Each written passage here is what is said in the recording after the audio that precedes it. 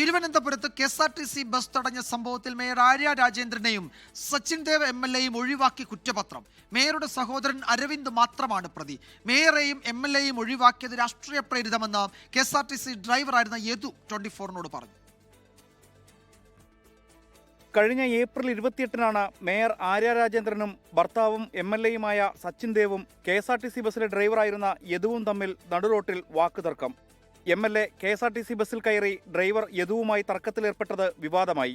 Driver അശ്ലീല ആംഗ്യം കാണിച്ചുവെന്നാരോപിച്ച് mayor museum പോലീസിൽ പരാതി നൽകുകയായിരുന്നു. ഔദ്യോഗിക കൃത്യനിർവഹണം തടസ്സപ്പെടുത്തി അസഭ്യം പറഞ്ഞു എന്നീ വിഷയങ്ങൾ ചൂണ്ടിക്കാട്ടി യദു പോലീസിൽ പരാതി നൽകിയിരുന്നു. എന്നാൽ കേസ് രജിസ്റ്റർ ചെയ്തിരുന്നില്ല.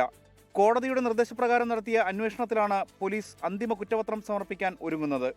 മേയറെയും MLAയെയും പ്രതിപട്ടികയിൽ നിന്ന് ഒഴിവാക്കിയാണ് കുറ്റപത്രം. മേയറുടെ സഹോദരൻ അരവിന്ദ് മാത്രമാണ് കേസിലെ പ്രതി. മേയറെയും MLAയെയും പ്രതി ചേർക്കണമെന്നാവശ്യപ്പെട്ട് യദു കോടതിയിൽ ഹർജി നൽകും.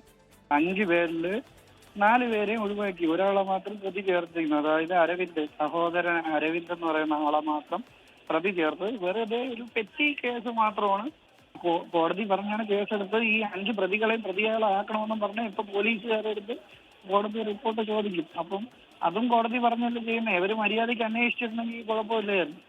മേയർ പരാതി നൽകിയതിന് പിന്നാലെ ഡ്രൈവറായിരുന്ന യദുവിനെ ജോലിയിൽ നിന്ന് ഒഴിവാക്കിയിരുന്നു.